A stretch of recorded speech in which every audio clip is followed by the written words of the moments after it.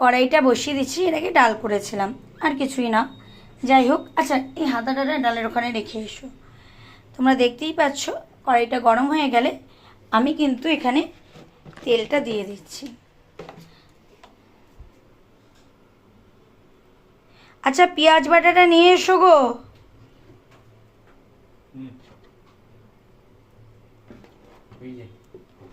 হ্যাঁ, তেলটা গরম হোক, এটা রেখে দেওয়ার লাগবে না।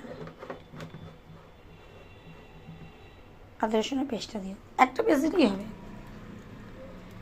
তেলটা গরম হয়ে যাক, গরম হয়ে গেলে আমি পেঁয়াজ কুচি করছি না, আমার পেঁয়াজ পেস্ট করা আছে, আমি পেঁয়াজটা পেস্ট করেই দেবো। এদিকে লোটে মাছ, ধনেপাতা, টমেটো কুচি সব করা হয়ে গেছে আমার।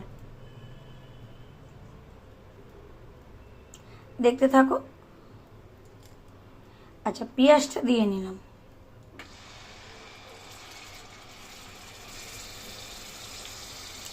এবার এর মধ্যে যা যা দেওয়ার, আদা রসুনের পেস্ট দেব,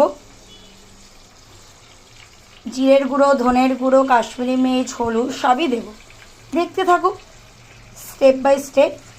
মশলা টশলা সব দিয়ে দিয়েছি, এবার এখানে আমি কষিয়ে নিচ্ছি। তোমরা পারলে পেঁয়াজটাকে কুচি করেও দিতে পারো, আমি কুচি করে দিলাম না, কারণ আমার পেঁয়াজটা পেস্ট করা ছিল অলমোস্ট।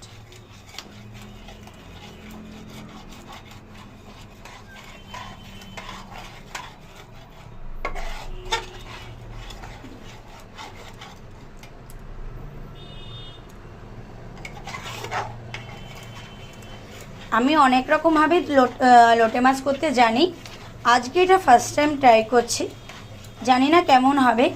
যদি ভালো হয় অবশ্যই তোমাদের আর একটা ভিডিওতে আমি জানিয়ে দেব যে হ্যাঁ জিনিসটা ভালো হয়েছে, তোমরাও ট্রাই করো। দেখো অলমোস্ট তেল ছেড়ে দিয়েছে, আমি কিন্তু এবার মাছগুলিকে এক এক করে দিয়ে দিচ্ছি।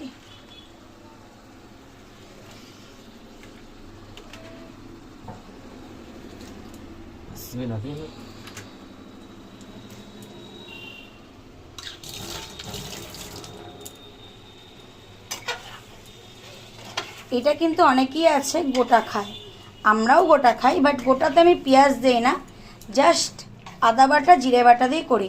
সেটাও তোমাদের কাছে আমি একদিন অবশ্যই শেয়ার করে নেব। আর গোটাটা সাধারণত শীতকালে ভালো লাগে, কেন বলো তো, ধনে পাতাটা তখন আলাদাই হয়, মানে একদম গাছের ধনে পাতা হয়। এখন যেগুলি হয় এগুলি তোমার হাইব্রিড ধনে পাতা হয় না। ঠিক আছে, দেখতে থাকি না বন্ধুরা মাছটার ফাইনাল লুক। ধনে পাতা দিয়ে মাছটাকে আমি নামিয়ে নিচ্ছি। গোটাটা